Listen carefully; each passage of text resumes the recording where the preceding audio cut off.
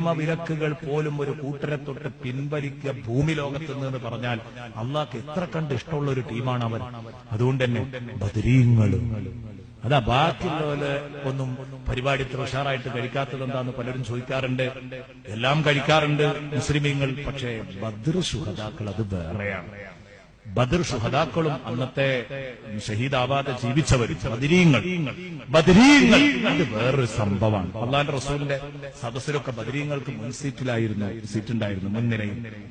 ബദരീങ്ങളെങ്ങാനും പരിഗണിച്ചിട്ടില്ലെങ്കിൽ റസൂലുള്ളാഹിന്റെ മുഖം ഇങ്ങനെ കറുത്തു അങ്ങനെയായിരുന്നു. ബദരീങ്ങളെ പരിഗണിച്ചിട്ടില്ലെങ്കിൽ റസൂലുള്ളാഹിന്റെ കോലം മാറ്റം ഇങ്ങനെ വരുന്നത് കാണാം അല്ലെ. ഖദ് സമീഅ അല്ലാഹു ഒക്കെ സൂറത്തുൽ മുജാദിലയിലെ ആയത്തൊക്കെ ഇറങ്ങുന്നത് ബദരീങ്ങളെ പരിഗണിക്കാത്തതിന്റെ പേരിലാണ്. യാ അയ്യുഹല്ലദീന ആമനൂ ഇദാ ഖീല ലക്കും തഫസ്സഹു ഫിൽ മജാലിസ് ഫഫ്സഹു എന്ന് പറഞ്ഞ ആയത്തൊക്കെ ഇറങ്ങിയത് ബദരീങ്ങളെ പരിഗണിക്കാത്തതിന്റെ പേരിലാണ്. എന്റെ പ്രിയപ്പെട്ട സഹോദരങ്ങളെ, ഞാൻ പറഞ്ഞു വന്നത് ബദരീങ്ങളെ ഓർക്കണം, പറയണം.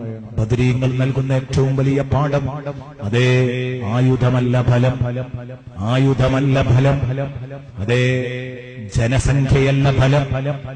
ഇന്നിപ്പോ നമ്മൾ പ്രതിസന്ധികൾ അനുഭവിക്കുന്നു. എന്തേ മോമിനിങ്ങളെ പ്രതിസന്ധി അനുഭവിക്കാൻ കാരണം? നമ്മൾ എണ്ണത്തിലില്ലാത്തത് കൊണ്ടാണോ? ഇത്രയും എണ്ണമില്ലാത്ത കാലത്ത് നമ്മൾ എത്ര സന്തോഷത്തോടെ ഈ രാജ്യത്ത് ജീവിച്ചിട്ടുണ്ട്. കുഴപ്പം അതൊന്നുമല്ല. കുഴപ്പം എന്താണ്? അള്ളാഹുവിന്റെ പരീക്ഷണമാണിത്. വനബ്ലുവന്നകും ബിശൈഇൻ മിനൽ ഖൗഫി വൽ ജൂഇ വനഖ്സിൻ മിനൽ അംവാലി വൽ അൻഫുസി വസ്സമറാത്ത് വബശ്ശിരിസ് സ്വാബിരീന അല്ലദീന ഇദാ അസാബതുഹും മുസീബത്തുൻ ഖാലൂ ഇന്നാ ലില്ലാഹി വ ഇന്നാ ഇലൈഹി റാജിഊൻ. ഇത്തരം മുസീബത്തുകൾ വരുമ്പോൾ നമ്മൾ ചെയ്യേണ്ടത് അല്ലാഹുവിന്റെ ദീനുൽ ഇസ്ലാമിനെ മറന്നു. ഞങ്ങൾക്ക് ബോധ്യപ്പെട്ടു ഞങ്ങളുടെ മുകളിൽ ഞങ്ങളെ നിയന്ത്രിക്കാൻ നീയുണ്ട്, ഞങ്ങൾ നിന്റെ അടിമകളാണ്, നീ ഞങ്ങളുടെ ഉടമയാണ്. ഇന്നാ ലില്ലാഹി, ഞങ്ങളൊക്കെ അല്ലാഹുവിന് ഉടമപ്പെട്ടവരാണ് ഇന്ന് ഞങ്ങൾക്ക് ബോധ്യപ്പെട്ടിട്ടുണ്ട്. വ ഇന്നാ ഇലൈഹി റാജിഊൻ. അതുകൊണ്ട് ഞങ്ങൾ ഇതാ മടങ്ങുകയാണ്. ഇനി ഞങ്ങൾ നിസ്കാരം ഖളാ ആക്കൂല, ഇനി ഞങ്ങൾ നോമ്പ് നഷ്ടപ്പെടുത്തൂല, ഇനി ഖുർആൻ ഓതാത്ത ഒരു ദിവസം ഉണ്ടാവൂല, ഇനി ഹറാമും ഹലാലും നോക്കാതെ ജീവിക്കൂല, ഇനി അനർത്ഥങ്ങൾ ചെയ്യൂല എന്ന് പറഞ്ഞു നോക്കൂ.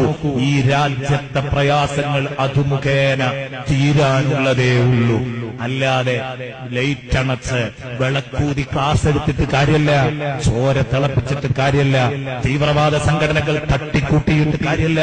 ഇത് ഇസ്ലാമിന് ദുഷ്പേരെ വരുത്തൂ. എന്റെ പ്രിയപ്പെട്ട ചെറുപ്പക്കാരെ, എന്തെങ്കിലും ചോരത്തിളപ്പുകൾ കാട്ടിക്കൂട്ടരുത്. വളരെ ഗൗരവത്തോടെ ആലോചിച്ചോളണം. മനസ്സുകൊണ്ട് ആലോചിച്ചിട്ട് വേണം ഏതൊരു സംഗതിയും ചെയ്യാൻ. എന്തെങ്കിലും ചോരത്തിളപ്പിനനുസരിച്ച് പ്രവർത്തിക്കരുത്. ആരൊക്കെയോ മൂപ്പിച്ചതിന്റെ പേരിൽ നമ്മളൊരു ഹർത്താൽ നടത്തിയപ്പോൾ രാജ്യത്ത് ഈ ഹർത്താൽ മുസ്ലിമീങ്ങൾക്ക് ദുഷ്പേര് മാത്രമാണ് വരുത്തിയത് എന്ന് ആർജവത്തോടെ പറയാൻ ഒരൊറ്റ പണ്ഡിതനെ ഉള്ളായിരുന്നു. അത് നമ്മുടെ വന്യരായ നേതാവായിരുന്നു.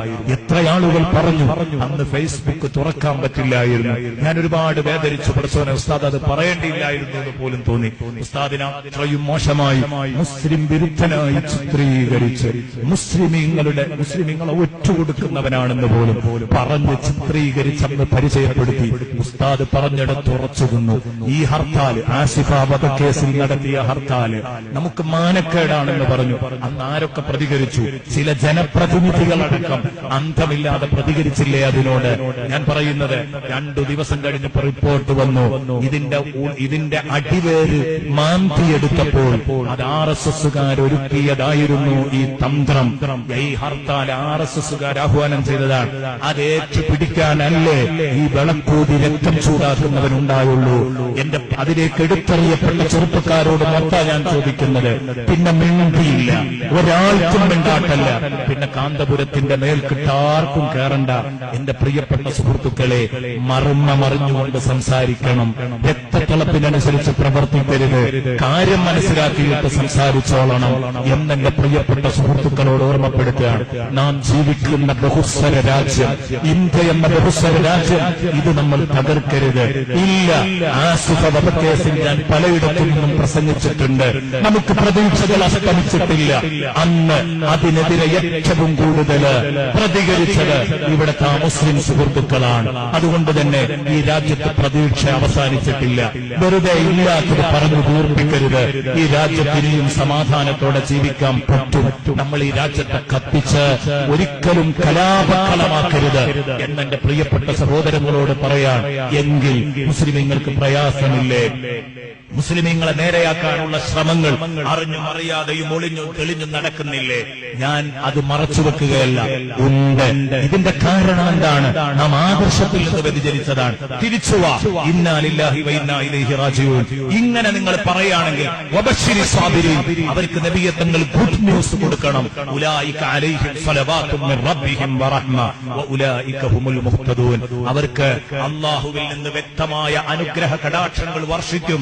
വഉലൈക ഹുമുൽ മുഹ്തദൂൻ, അവരാണ് അവർക്ക് വന്നെത്തിയ ദുരന്തത്തിൽ നിന്ന് പുറത്തു പോകാൻ, മോചനം നേടാൻ വഴി കണ്ടവർ എന്ന് നബിയെ തങ്ങൾ പറഞ്ഞു കൊടുക്കണം. അത് മാത്രമാണ് മാർഗം. നിപ്പ വൈറസിൽ നിന്ന് നമുക്ക് രക്ഷപ്പെടാനുള്ള മാർഗം, പ്രിയപ്പെട്ട സുഹൃത്തുക്കളെ, അത് എന്താണ്? വവ്വാലുകളെ കൂട്ടായി കൊന്നൊടുക്കലല്ല. അതിനി പറയേണ്ടതില്ല. വവ്വാലുകൾ നിരപരാധികളായിരുന്നു എന്ന് ശാസ്ത്രജ്ഞർ ഇവിടെ സമ്മതിച്ചു കഴിഞ്ഞു. ആദ്യം കുറ്റം ചുമത്തിയവർ തന്നെ സമ്മതിച്ചു കഴിഞ്ഞു. ഞാൻ അതിലേക്ക് വരുന്നില്ല. ഞാൻ പറഞ്ഞു വരുന്നത്, കൂട്ടമായി കൊതുകുകളെ നശിപ്പിച്ചു, എലികളെ നശിപ്പിച്ചു, വവ്വാലുകളെ നശിപ്പിച്ചു. ഇതുകൊണ്ടൊന്നും രാജ്യത്തെ പ്രശ്നം തീരൂല. പ്രതിസന്ധികളിൽ നിന്ന് മുഅ്മിനീങ്ങൾക്ക് രക്ഷപ്പെടാനുള്ള മാർഗം എന്താ? ഉലൈക ഹുമുൽ മുഹ്തദൂൻ. അവരാണ് പ്രതിസന്ധികളിൽ നിന്ന് കരകയറാൻ വഴി കണ്ടവർ. ആര്? ഖാലൂ ഇന്നാ ലില്ലാഹി വ ഇന്നാ ഇലൈഹി റാജിഊൻ. അല്ലാഹുവിലേക്ക് തിരിച്ചു മടങ്ങണം. ഒരു മഹല്ലത്തിലെ ജനങ്ങള് ഒരു 75%, മുഴുവൻ ഞാൻ പറയുന്നില്ല, ഇന്ന് 20% കണക്കെടുപ്പില്. ഒരു സഹോദരൻ എന്നോട് പറഞ്ഞു, ഒരു 6-7 മഹല്ലുകളിൽ അദ്ദേഹം കണക്കെടുപ്പ് നടത്തിയപ്പോൾ 20% മാത്രമാണ് സുബഹി ഖളാ ആകാതെ നിസ്കരിക്കുന്നത്. ഒരു 70% എഴുക്കുന്നത് അവനാണ്, താഴെ ഇറക്കുന്നത് അവനാണ്, മേലെ കയറ്റുന്നതും അവൻ തന്നെയാണ്. എല്ലാം കസേരയിലേക്ക് കയറ്റുന്നതും കസേരയിൽ നിന്ന് വലിച്ച് താഴെയിടുന്നതും എല്ലാം അല്ലാഹുവാണ്. അതിന് നമ്മളെ കാരണക്കാരാക്കുന്നു. ജനങ്ങളിലൂടെ ഇതൊക്കെ നടക്കുന്നു. അതൊക്കെ അല്ലാഹുവിന്റെ പണികളാണ്. അതുകൊണ്ട് തന്നെ അല്ലാഹു അവൻ ചെയ്യേണ്ടത് അതാ ചെയ്തുകൊണ്ടേയിരിക്കുകയാണ്. ഒരു സമയത്തും ഒഴിവില്ലാതെ അത് ചെയ്തുകൊണ്ടേയിരിക്കുകയാണ്. അല്ലാഹു ത്വയിൽ രഹിതനായ ഒരു സെക്കൻഡ് പോലും നിൽക്കുന്നില്ല. അതുകൊണ്ട് അല്ലാഹു നമ്മുടെ കാര്യത്തില് എന്താ വേണ്ടതെങ്കിൽ ചെയ്യും. നമ്മൾ അല്ലാഹുവിലേക്ക് മടങ്ങണം, തിരിച്ചു വരണം. ബദരീങ്ങൾ നേടിയ വിജയം ആയുധത്തിന്റെ ബലത്തിലല്ല, ആ അംഗസംഖ്യയുടെ ബലത്തിലല്ല. അവർക്ക് ഉള്ളിന്റെ ഉള്ളില് ഈമാൻ ഉണ്ടായിരുന്നു. മക്കളെ, ഈമാനായിരുന്നു അവരുടെ ആയുധം, ഈമാനായിരുന്നു അവരുടെ വാള്, ഈമാനായിരുന്നു അവരുടെ അംഗസംഖ്യ. അതുകൊണ്ടാണ് അവർക്ക് ജയിക്കാനായത്.